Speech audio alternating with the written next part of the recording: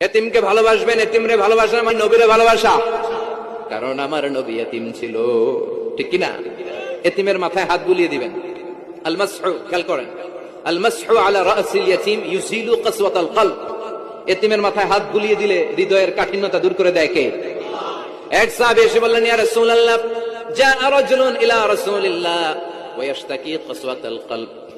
এক লোক এসে বলে, নবী, আমার হৃদয়টা বড্ড শক্ত, হৃদয় নরম হয় না, এমন কিছু আমারে শিখিয়ে দেন যাতে হৃদয়টা নরম হয়ে যায়। বিশ্বনবী বললেন, তোমারে তিনটা কাজ করতে বলবো। এক, ইরহামিল ইয়াতীম, এতিমের প্রতি রহমদিল হও। দুই, আমসাহ আলা রাসি, এতিমের মাথায় হাত বুলিয়ে দাও। তিন, আতইম তাআমাকা মাআহু, তোমার খাবার তার সাথে শেয়ার করো।